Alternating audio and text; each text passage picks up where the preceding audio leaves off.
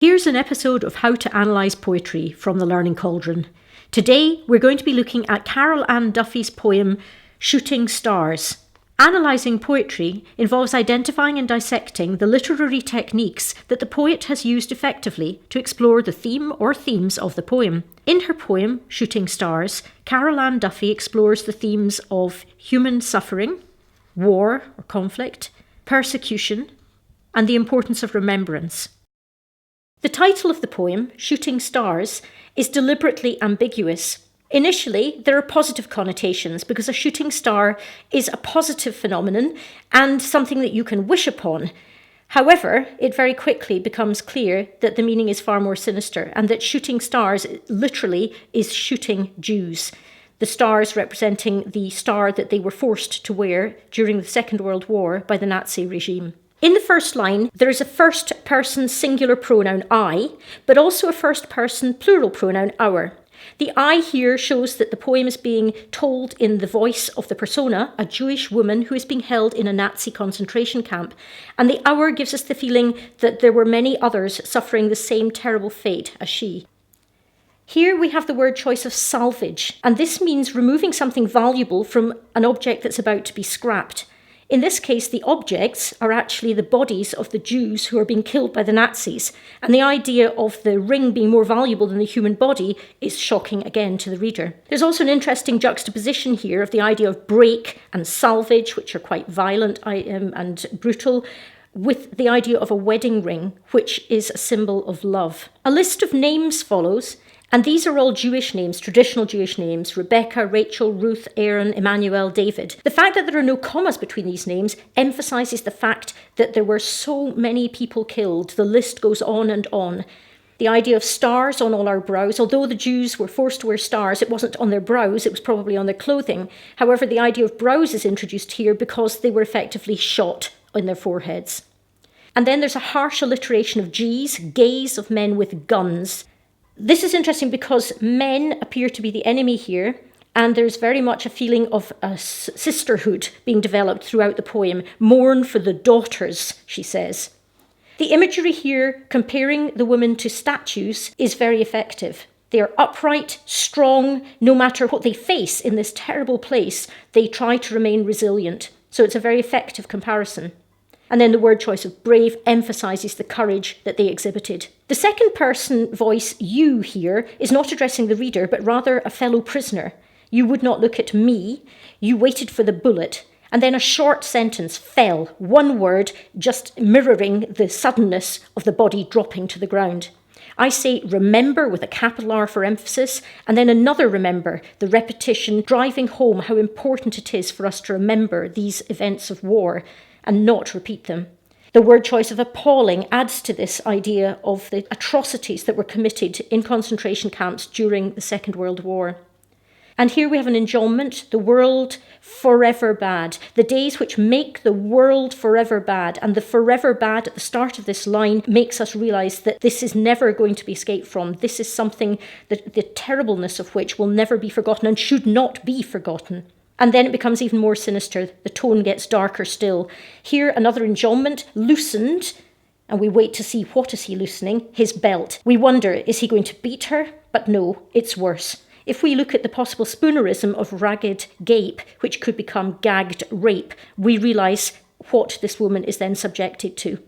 The tone here is of fear and little surprise. Moving on, we have another powerful word choice, corpses, dead bodies. And she is surrounded by them. And in amongst them, and this is an interesting juxtaposition again, a shocking one, there is a child. This is no place for a child. War is no place for a child. But the soldiers are laughing. Surely it should be the child who is laughing and having an innocent life, and not the soldiers laughing in a situation where they are watching murder committed on a daily basis. The next line, only a matter of days separate this from acts of torture now, reminds the reader clearly that whilst this is many years ago, unfortunately today, these acts of atrocity are still perpetrated throughout the world. The short, they shot her in the eye, reminds us of the horrors of war. The eye suggesting that they're just shooting her for target practice. This sentence is made particularly effective because of its brevity. It's a short sentence, but also every single word is monosyllabic. They shot her in the eye. Very powerful. In the fourth stanza, the persona asks the reader directly, how would you prepare to die on a perfect April evening, with young men gossiping and smoking by the graves?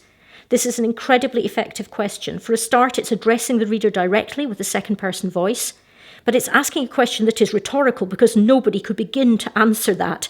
The reference to perfect April evening reminds us that this is spring, a time of new life, and yet we're in a situation in this concentration camp where everything is about death. By mentioning the fact that the young men were gossiping and smoking by the graves, Carol Ann Duffy raises our attention to the fact that this had become normalised for these young Nazis, this sort of behaviour. Asking this question is not entirely emotive in that the language in itself is not emotive, yet the effect on the reader is extremely emotive. It makes us really question how we would face our own mortality and admire the bravery of the people in these camps who had to do this. The reference to bare feet in the next line is also powerful language. Everyone who has seen footage on television of the Nazi concentration camps will have seen piles of shoes removed from the feet of Jews before they were led into the gas chambers and put to death. The word choice of bare here also highlights how vulnerable and unprotected this woman was against a force of evil that she could not hope to counter. Near the end of this line, there is an enjambment. Urine trickled down my legs. The enjambment emphasises the fact of the liquid running down the leg of the poor woman, and also the short I sound is repeated here and here in click and trick. It's short and sharp, like the report of a gun, or, for example, the flick of a barrel in a gun. And this gun is empty. He has been playing a psychological game with her. Not yet. He'll shoot her later. A trick of the worst possible kind. Moving on to the penultimate stanza, we've got a repetition here, a parallel opening, after. And in each case, there are contrasts. The contrast of the immense suffering with someone taking tea, a nice short alliterative tea here, on the lawn. And after the terrible moans, the sounds of people dying, one of the young soldiers, and this is an emphasis here, the boy, how young these boys were, washes his uniform, just a practical everyday task. As I said before, this lifestyle has become normalised for these young Nazis. After the history lesson, World War II is a well-documented part of history and is taught in classrooms all over the world. But the point that Carol Ann Duffy is making here is that once the lesson is over, children simply move back to their familiar toys and they probably forget about what they've seen and what they've heard. In the final line of the stanza, there is an excellent example of sibilance. The spades, shovels, soil, Sarah, Ezra. And this sound is almost like the sound of a spade cutting through gravel as it digs graves. The reference to the Jewish names once again reminds us that this list was endless. We have an ellipsis here just to emphasise that. The final stanza of this poem is very strong. The persona turns to women the world over, no matter how far apart they are, and asks them a question. Do you ever think about what happened to me and all the other women in my position? She urges them imperatively to tell people that she sang the ancient psalms at dusk, a lovely sibilant quality there again, inside the wire, reminding us that she was in a camp, a Nazi concentration camp where they were surrounded by wire to stop them escaping. She also mentions the fact that strong men wept. And again, the monosyllabic quality of this phrase emphasises how important it was. If even men who were physically and mentally strong were reduced to tears, that tells us how awful the sights that they witnessed there. Jews were watching their wives and children killed in front of their eyes or alongside them. The final sentence of this poem is extremely moving. The persona moves into biblical language. And this turn thee unto me with mercy, for I am desolate and lost,